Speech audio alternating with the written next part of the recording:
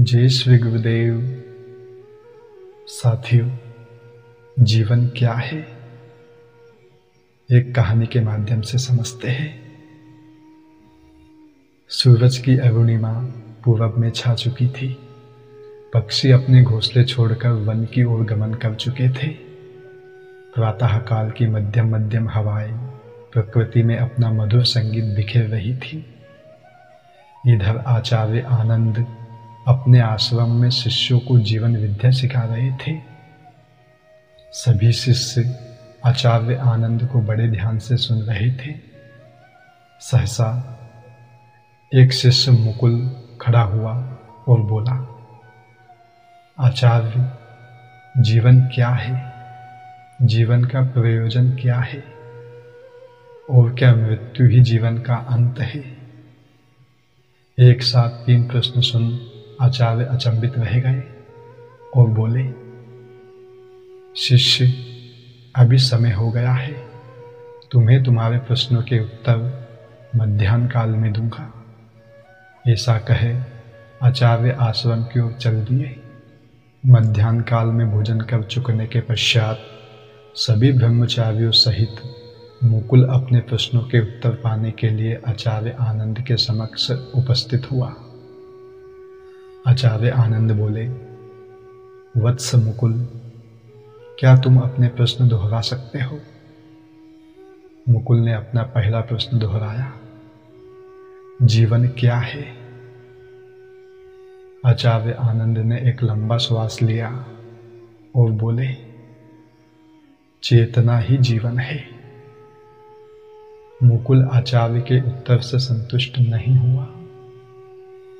अतः आचार्य समझाने लगे, देखो मुकुल, ईश्वर की बनी इस सृष्टि पर कई तरह के प्राणी विद्यमान हैं।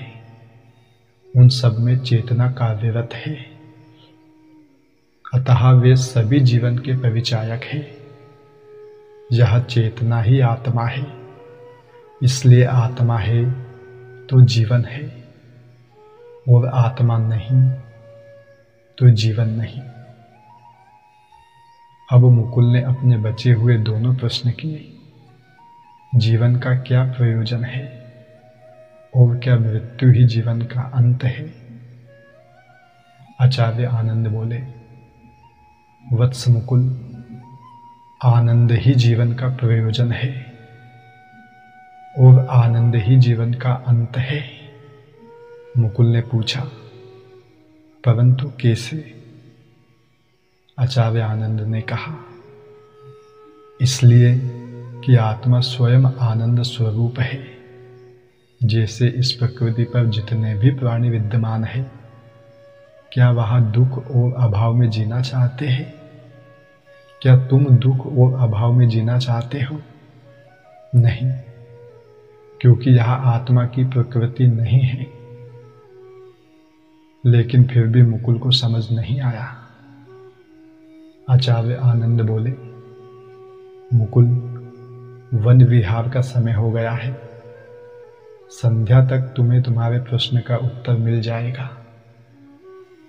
यह कहे आचार्य सभी ब्रह्मचारियों को साथ ले वन की ओर चल दिए। चलते चलते आचार्य एक नदी किनारे पहुंचे।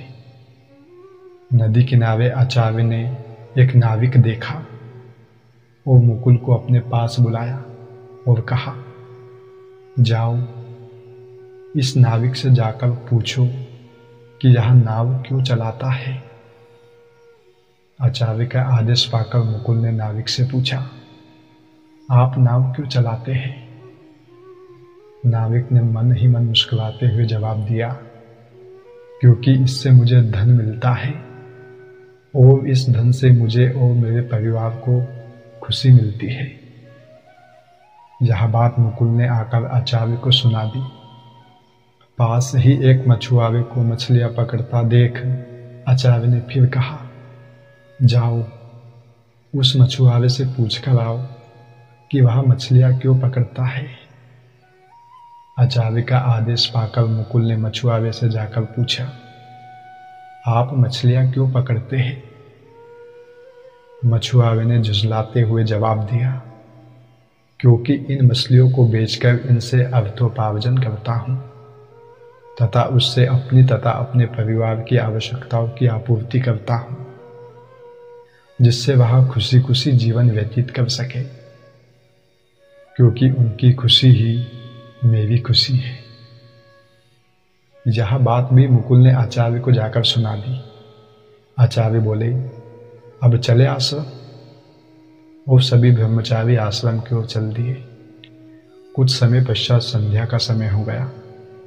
जिज्ञासु मुकुल फिर से आचार्य आनंद के समक्ष खड़ा हो गया और बोला, आचार्य, मेरे प्रश्न का उत्तर। आचार्य बोले, मुझे लगा तुम्हें तुम्हारे प्रश्न का उत्तर मिल गया होगा। मुकुल ने कहा, किंतु कब? आपने तो नहीं बताया। यह सुन आचार्य बोले, वत्स मुकुल, उस नाविक और मछुआरे ने जो जवाब दिया वही तुम्हारे प्रश्न का उत्तर है। मुकुल को अब समझ आ गया कि जीवन का वास्तविक प्रयोजन आनंद ही है। दुख, आसक्ति और अभाव से मुक्ति तथा सुख, शांति और आनंदपूर्वक जीवन जीना और दूसरों के जीवन को भी वैसा ही आनंद में बनाने का पुरुषार्थ करना ही जीवन का उद्देश्य है।